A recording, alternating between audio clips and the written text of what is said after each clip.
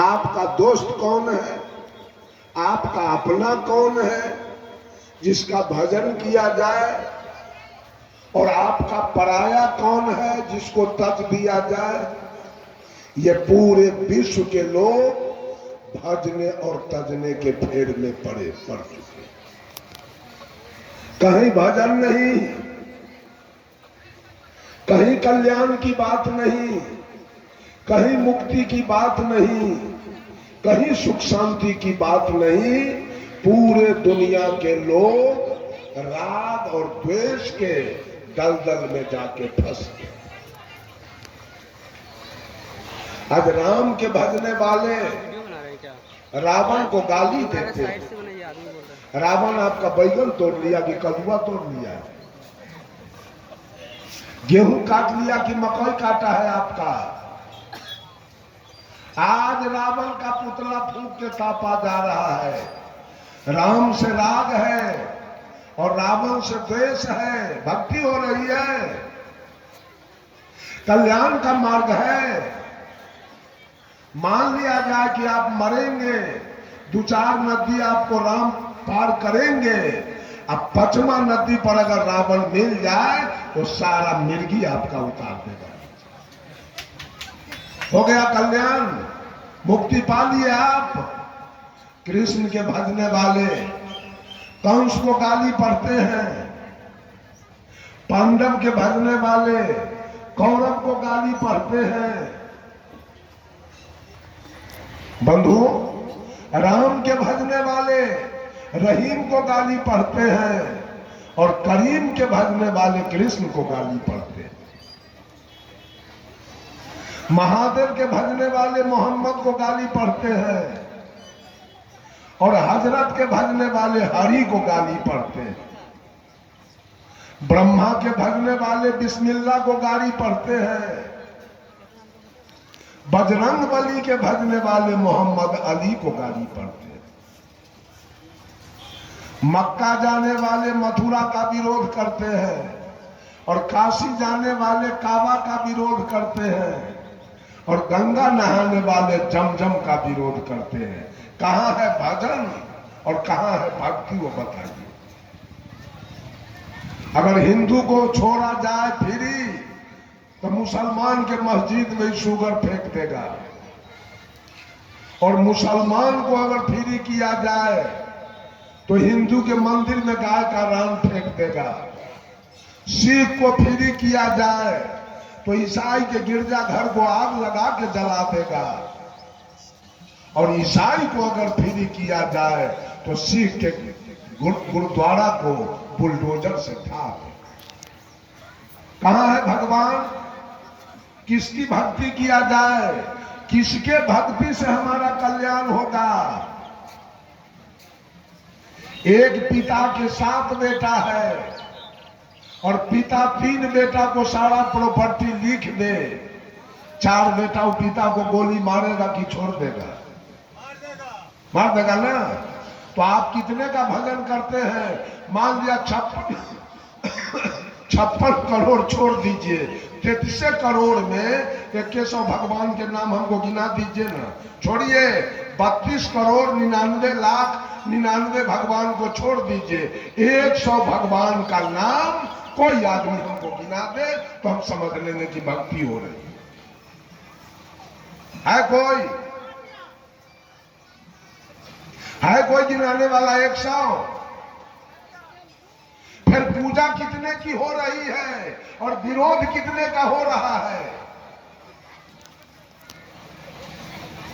आपने हनुमान जी का मंदिर बना लिया दरवाजे पर। हनुमान जी से आपका अपनापन है, दोस्ती है। राम का मंदिर तो नहीं बनाया। गुना भाग करके हमको बताइए कि राम आपसे क्यों खुश रहेंगे। राम का मंदिर आपने नहीं बनाया, आपने हनुमान का मंदिर बनाया, तो हनुमान जी ना आपसे खुश होंगे, राम क्यों खुश होंगे? अगर यदि राम का मंदिर आप अपने दरवाजे पर बना लिए तो कृष्ण क्यों खुश होंगे आपसे? कृष्ण तो आपसे बदला लेगा। और कृष्ण का मंदिर आपने अपने दरवाजे पर बना लिया तो महादेव आपको बकस देंगे। महादेव का मंदिर तो आपने ही बनाया। आज शिव चर्चा वाले 3 भाई हैं महादेव जी, अब वो 3 भाई झूठे हैं, साच नहीं। छोड़िए झूठों में 3 भाई। बड़का का नाम है ब्रह्मदेव, अब मझिला का नाम है विष्णुदेव, और छोटका का नाम है महादेव। तो महादेव से सबके जरूरी है। अब ब्रह्मदेव विष्णुदेव बैगन तोड़ लिया है क्या? कि गेहूं मकई काट लिया? आज ब्रह्मदेव विष्णुदेव से किसी को मतलब नहीं है, केवल महादेव चाहिए। कैसे कल्याण होगा, कैसे मुक्ति होगी, कैसे जीवन में सुख शांति होगी? सारे लोग, कबीर ने कहा, कबीर यह जग जलते देखा, अपनी अपनी आग, ऐसा कोई ना मिला, जासो रहिए लाग। सारी सृष्टि राग और द्वेष में जल रही है। भजन किधर है और भक्ति किधर है? कहीं नहीं। सारा झूठ का तमाशा खड़ा किया। कहीं भजन भक्ति नहीं हो रहा है। एक महिला रो रही है और रो के कह रही है, ससुरे में भेजबई संदेश, नैहरबा में आग लगी। ससुरे में भेजबई संदेश, नैहरबा में आग लगी। नैहर क्या है? यही काया। यह काया नैहर है। इसमें दुख है। इस आत्मा को विद्वान लोग कभी रूपक में पुरुष भी, पुल्लिंग भी कहते हैं और स्त्रीलिंग भी कहते हैं। आज यहां स्त्रीलिंग रूप में लिया जा रहा है। यह जीव आत्मा रूपी नारी रो रही है कि ससुरे में भेजबई संदेश। औरत के लिए 2 विकल्प है, एक नैहर एक ससुराल। तो नैहर में लगी है आग, अब दुल्हन जा रही है ससुराल। नैहर है दुख का घर, ससुराल है सुख का घर।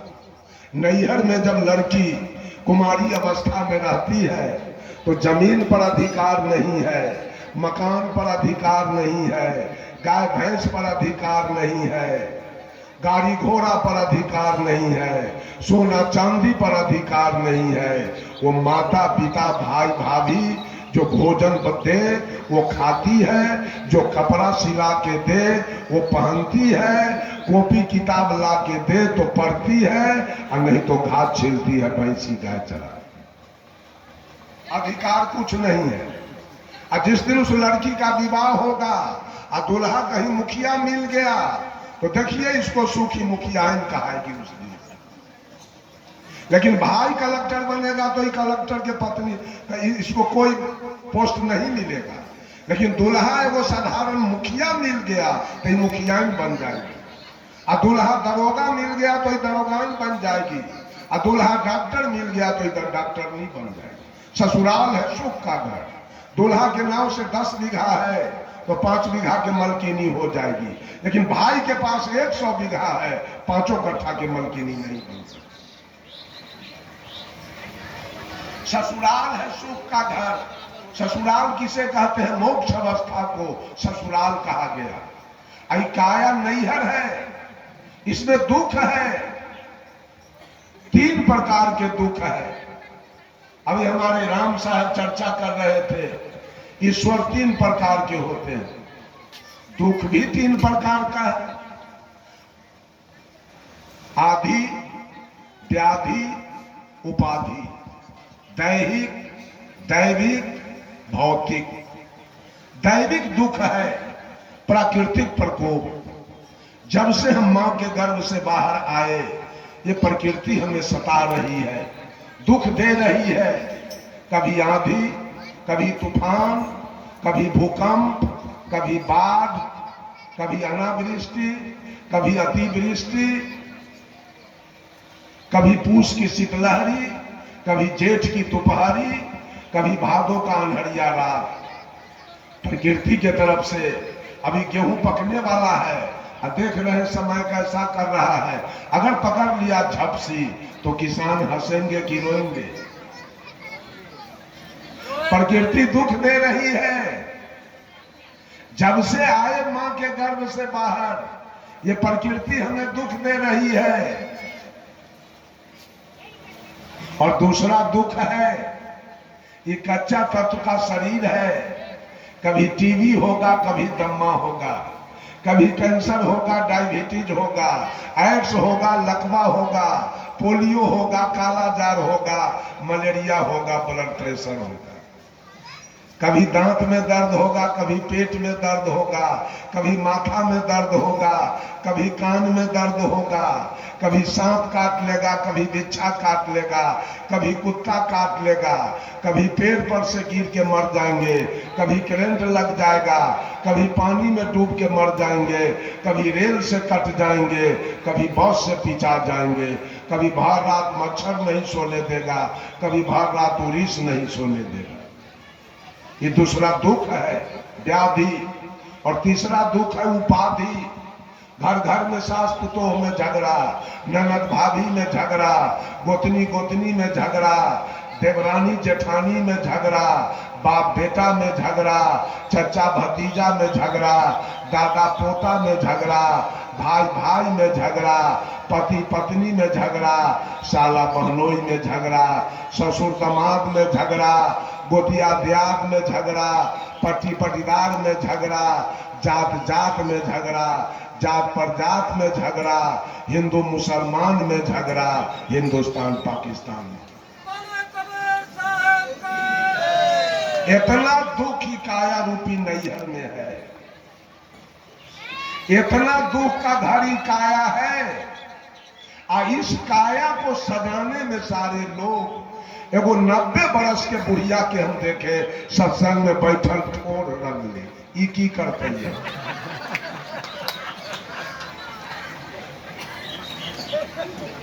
इस शरीर को सजाने में औरत मर्द लगे हैं। और ये शरीर मिला है जुर्माना में। इस शरीर सुख के लिए नहीं है। शरीर मिला है, सारे लोग शरीर लेके दुख भोग रहे हैं। चल भाई वो सत्संग में ना तबीयत ठीक ना है ना जा।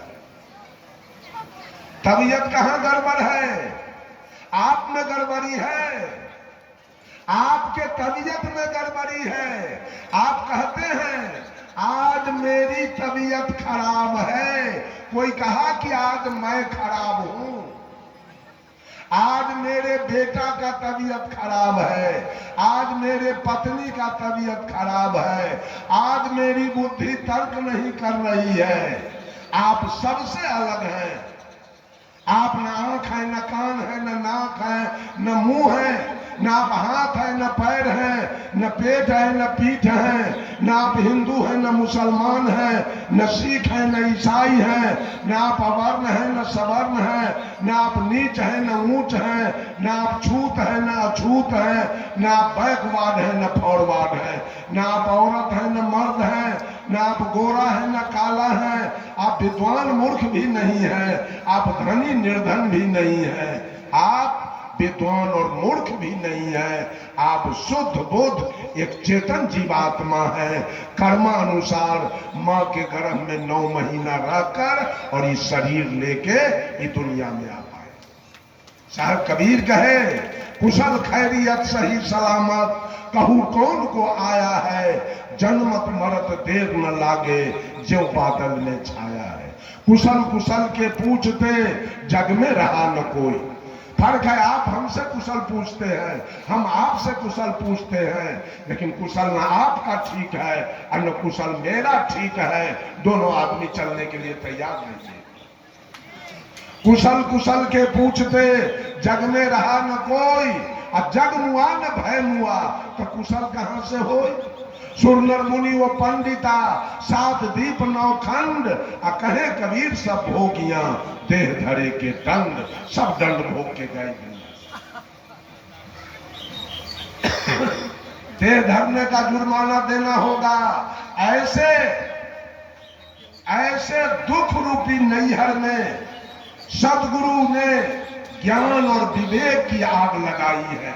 इस काया रूपी नैहर में सदगुरु ने ज्ञान विवेक की आग लगाई है। अब नैहर नगर जल रही है। अब दुल्हन ससुराल को सूचना दे रही है कि अब हमको ले चलो ससुराल।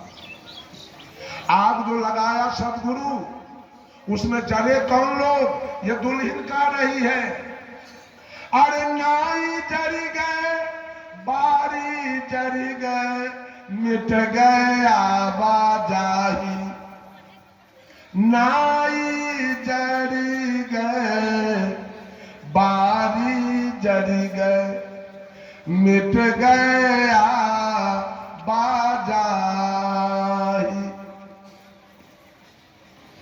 पार परोसिन उन्हू जर गए, पार परोसिन उन्हू जर गए, के मोरा बतिया चलाई, नैहरवा में आग लगी। दुल्हन कह रही है गुरु ने जो ज्ञान विवेक की आग लगाई उसमें नाई जड़ गए। नाई माने नौआ, जो केस काटने वाला होता है। गांव में किसी की बेटी जवान है, विवाह करने योग्य, और नौआ की दृष्टि उस युवती लड़की पर पड़े तो नौआ के मन में उस लड़की को देखकर सुख उपजेगा कि दुख? नौआ को सुख होगा, अभी जवान हो गई है, विवाह करने योग्य, इसका विवाह होगा, उसमें हमको आमदनी होगा। अब जवान बेटी पर पिता का नजर पड़े तो उसको तो मिर्गी होगा कि ना? दुख होगा। बेटी जवान हो गई, पैसा है नहीं, अब मेरा जमीन बिकेगा, सूद भरना लगेगा, गाय भैंसी बिक जाएगा, कर्जा लेना होगा। लड़की एक है, उस लड़की को देखकर नौआ के मन में राग है और लड़की के पिता के मन में द्वेष है। ये दुल्हन कह रही है गुरुजी ने जब ज्ञान विवेक की आग लगाई तो राग द्वेष उसी में चल के रहा। हम राग द्वेष के कारण बार बार मां के गर्भ और बार बार श्मशान हमको जाना पड़ रहा है। ये दो दुख में हम पड़े हैं। बार बार 9 महीना के लिए गर्भ में जाते हैं, अब बार बार श्मशान में हमको इस शरीर को जलना पड़ता है। ये दुख से बचना नहीं है, ये राग और द्वेष का कारण है। सारे लोग राग द्वेष में हैं। पूछे कई हिंदू एक को वो ईद बकरीद किया है, नमाज अदा किए हैं, मस्जिद पर अजान दिए हैं? नहीं। अब मुसलमान से चल के पूछिए, छठ किया है उसकी पत्नी, चकचंदा किया है, सौनी घड़ी किया है, जितिया किया है? नहीं। ये उसको देख के जल रहे हैं, अब वो इनको देख के जल रहे हैं। सिख ईसाई को देख के जल रहा है, ईसाई सिख को देख के जल रहा है। किधर भक्ति है? रामायण, महाभारत, गीता, सुख सागर, वेद, पुराण, स्मृति, उपनिषद, ये हिंदू के पक्ष की ग्रंथ है। इसको मुसलमान नहीं माना। मैं आपके ग्रंथ को नहीं मानता हूं। उनका है कुरान, जबूर, इंजिल, तौरात और हदीस। और सिख कहा कि आप दोनों के ग्रंथ को मैं नहीं मानता हूं, मेरा है गुरु नानक का दिया हुआ गुरु ग्रंथ। और ईसाई कहा कि आप तीनों के ग्रंथ को मैं नहीं मानता हूं, मेरा बाइबिल है, मैं बाइबिल के अनुकूल चलूंगा। किसकी भक्ति पक्की है और किसकी भक्ति सच्ची है और किसके भक्ति से कल्याण हो जाएगा? बोलिए। सारा कबीर साहब ने कहा, पक्षा पक्षी के कारण सब जग रहा भुलान, निष्पक्ष हो के जो भजे सो ही संत सुजान। कबीर का बीजक उलटिए, कबीर का बीजक उलटिए। अगर वो बीजक हिंदू की बात करता है तो मुसलमान की भी बात कर रहा है, सिख की भी बात कर रहा है। ईसाई कबीर का बीजक मानो